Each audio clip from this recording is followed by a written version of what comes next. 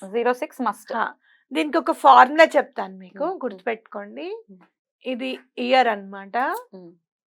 Okay, ఇది DD, date, ఇది MM, month. ఇది ఫార్ములా. డన్. ఓకే, ఇంకా అర్థమైపోతుంది కదా క్లియర్ గా. Definitely clear. సో ఎవరి లక్కీ ఏంజల్ నంబర్ ని వాళ్ళు ఎలా రాసుకోవాలి, ఎలా రాసుకోవాలి అంటే లెఫ్ట్ హ్యాండ్ మీద రాసుకోవాలి. ఇప్పుడు నేను ఇలా రాసుకున్నాను లెఫ్ట్ హ్యాండ్ మీద, అలానే మీరు కూడా లెఫ్ట్ హ్యాండ్ మీద రాసుకోండి. మీకు అన్ని విధాలా మంచి జరగడానికి హెల్ప్ చేస్తుంది. డైలీ రాసుకోవాలా? డైలీ రాసుకోవాలి. డైలీ పొద్దునే లేవంగానే స్నానాధికాలని కంప్లీట్ చేసేసుకొని ఆ నెంబర్ రాసుకోండి. మీరు ఎలాగో చాలా మంది 520741 రాసుకోవడం అలవాటు చేసుకున్నారు, అలానే ఇది కూడా రాసుకోండి కంపల్సరీగా. ఎట్లా కాదా 520741 ఒకవేళ రాసుకునే వాళ్ళైతే కింద రాసుకుంటారా? ఎట్లా 520741 ఒక పక్కకు రాసుకొని ఒక 2-3 వేళ్ళ గ్యాప్ ఇచ్చేసి మీది ఏంజల్ నెంబర్ రాసేసుకోండి, సరిపోతుంది.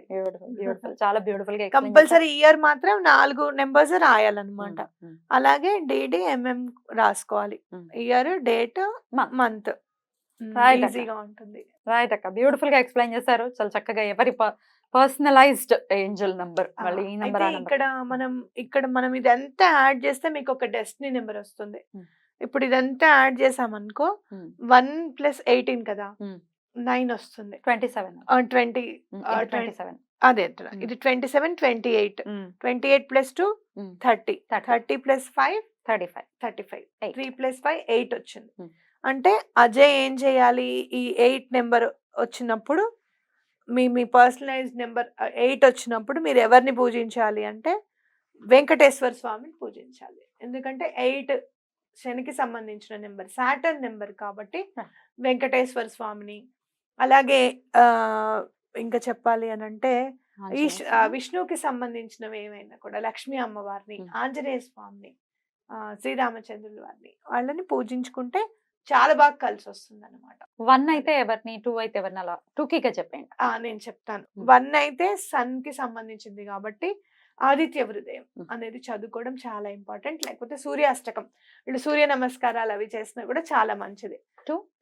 అలాగే సెకండ్ మూన్ కి సంబంధించింది చంద్రశేఖర అష్టకం చదువుకుంటే, చంద్రమౌళీశ్వరిని పూజిస్తే, అలాగే లలితా త్రిపుర సుందరిని, అలాగే వారాహి అమ్మవారిని, అలాగే శ్రీ రాజశ్యామల అమ్మవారిని పూజించుకుంటే చాలా మంచిది. అండ్ బ్యూటిఫుల్ నంబర్ 3 గురువుకి సంబంధించింది దత్తాత్రేయ స్వామిని, శ్రీపాద శ్రీవల్లభుల్ని పూజిస్తే చాలా మంచిది.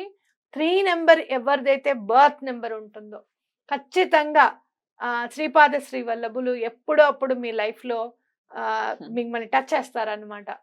నువ్వు నన్ను పూజించు అని చెప్పకనే చెప్తారు ఆయన. తప్పకుండా శ్రీపాద శ్రీవల్లభుల్ని పూజించండి.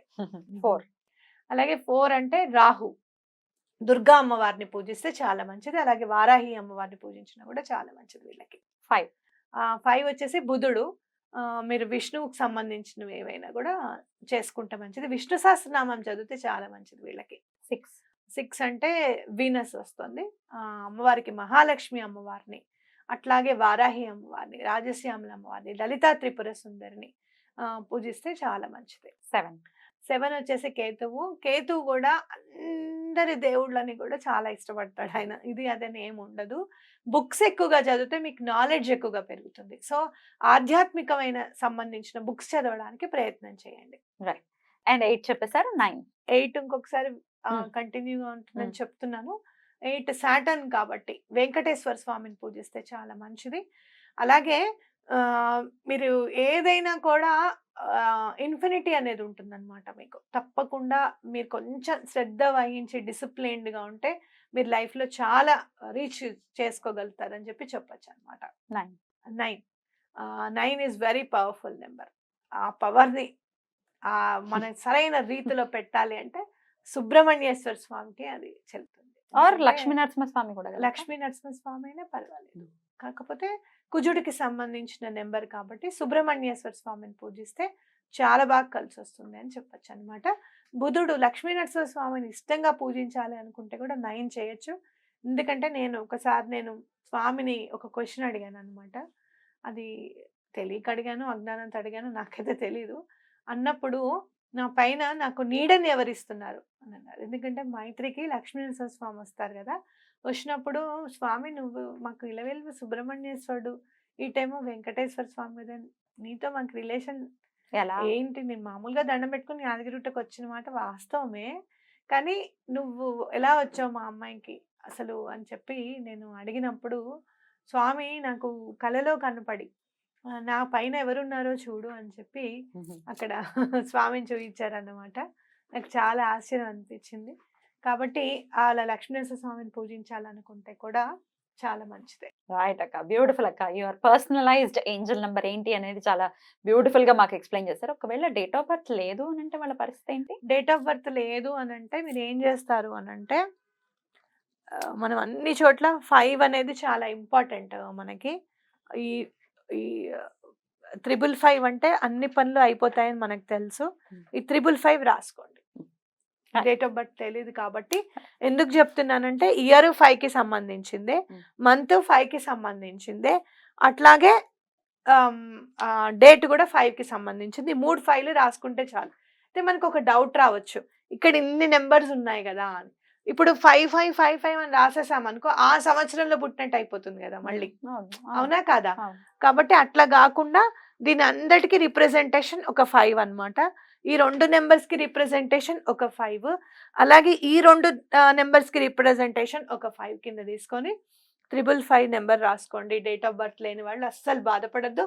ఇక్కడ కూడా మీరు చూడండి, ఇక్కడ మీరు ఎవరిని పూజించాలనేది కూడా క్లియర్ గా మనం చెప్పుకోవచ్చు. 5 అంటే విష్ణు సహస్రనామం చేయొచ్చు.